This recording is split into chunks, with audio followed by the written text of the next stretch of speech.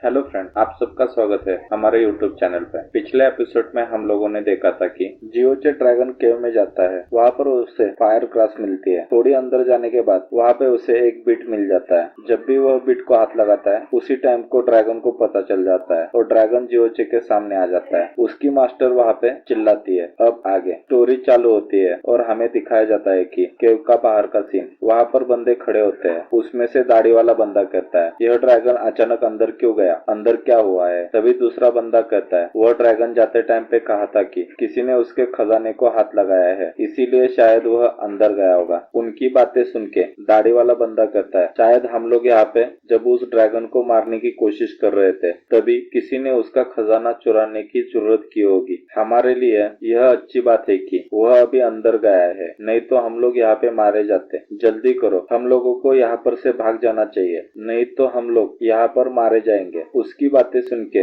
वह लोग वापस चले जाते हैं। तभी सीन चेंज हो जाता है और हमें गुफा के अंदर का सीन दिखाया जाता है। जियोची की मास्टर ड्रैगन के सामने खड़ी होती है और ड्रैगन मास्टर से कहता है, तुम कौन हो। जियोची की मास्टर कहती है, तुम्हें यह जानने की कोई जरूरत नहीं है कि मैं कौन हूँ। मैं इस गुफा का खजीना लेके जाने वाली हूँ। अगर तुम मरना नहीं चाहते हो तो मेरे सामने से तुरंत हट जाओ। मास्टर की यह पावर देख के जियोची सोचता है, सिर्फ इनके किलिंग इंटेंट से ही यह ड्रैगन पूरी तरह से सप्रेस हो रहा है। तभी ड्रैगन कहता है, छोटी लड़की, तुम्हें देख के मैं बहुत ही शॉक हो गया, लेकिन तुम्हारी यह पावर बिल्कुल भी असली नहीं है। यह मेरे को पहले से ही पता है। अगर तुम्हारे पास इतनी पावर होती तो तुम इस तरह से चोरी नहीं करती। उसकी बातें सुन के मास्टर कहती है, क्या तुम यहाँ पे मरना चाहते हो। वह ड्रैगन कहता है, बेशरम लड़की, मैं यहाँ पे नहीं मरूंगा, लेकिन तुम जरूर मरोगी। ऐसे कहते हुए ड्रैगन एक अटैक कर देता है। उस अटैक को अपनी तरफ आते हुए देख के जियोची बहुत ही घबरा जाता है और कहता है, हम लोग शायद यहीं पे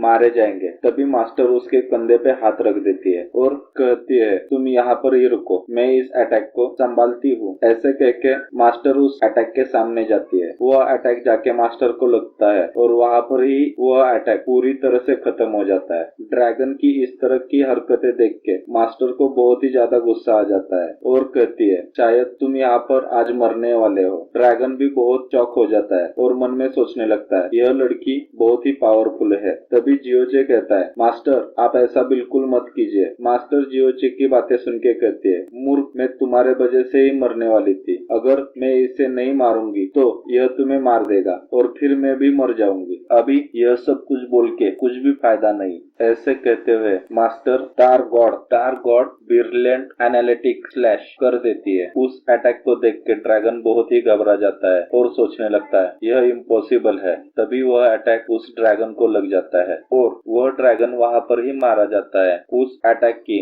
वजह से मास्टर की पूरी पावर खत्म हो जाती है और मास्टर हवा में से नीचे गिरने लगता है। मास्टर की यह हालत देख के जियोची मास्टर की तरफ भागने लगता है। तभी मास्टर जमीन पे आके गिर जाती है। जियोची भागते भागते वहां पे पहुंच जाता है और अपने हेवनली पॉइजन का यूज करते हुए प्यूरिफिकेशन सिस्टम ऑन कर देता है। उसे देख के मास्टर कहती है, तुम्हारा प्यूरिफिकेशन प्रोसेस बहुत ही स्लो है एज कम्पेयर टू जो पॉइजन मेरे शरीर में बढ़ रहा है। तुम अभी कुछ भी नहीं कर सकते। मैं यहाँ पे आज जरूर मर जाऊंगी। जियोची रोते हुए कहता है, नहीं मास्टर, मैं आपको मरने नहीं दूंगा, प्लीज आंखें खोलिए। उसकी बातें सुन के मास्टर को भी थोड़ा सा जोश आ जाता है और कहती है, मैं यहाँ पे नहीं मर सकती हूँ, मुझे जीना पड़ेगा। जिन लोगों ने मेरे माता पिता और भाई को मारा है, मुझे उनसे बदला लेना है। तभी धीरे धीरे मास्टर की आंखें बंद होने लगती है। जियोची कहता है, मास्टर आप यहाँ पे नहीं मर सकते हो। मैं आपके तीनों प्रॉमिस जब तक पूरे नहीं करता तब तक तो बिल्कुल भी नहीं।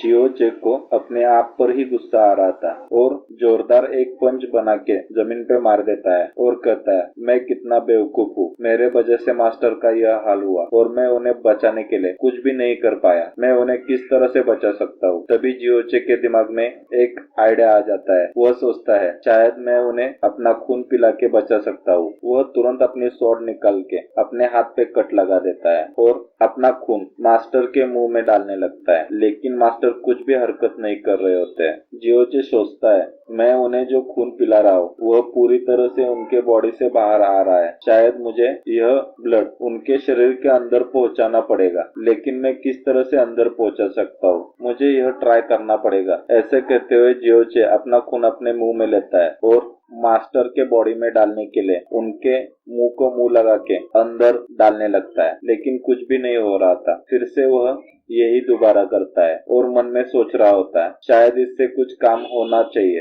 इस तरह से करते करते बहुत ही टाइम हो जाता है और अभी जियोचे की भी हालत पूरी तरह से खराब होने लगती है। जियोचे कहता है, नहीं, मैं अभी नहीं रुक सकता हूँ, मुझे उन्हें बहुत सारा खून देना पड़ेगा और फिर से कोशिश करने लगता है, लेकिन वह अब पूरी तरह से कमजोर हो गया था। कमजोरी के कारण जियोचे वहाँ पर ही गिर जाता है। इसी के साथ यह एपिसोड यहाँ पे खत्म हो जाता है। अगर आपको हमारा एक्सप्लेनेशन अच्छा लगे तो चैनल को लाइक करें, सब्सक्राइब करें। Thank you for watching this video.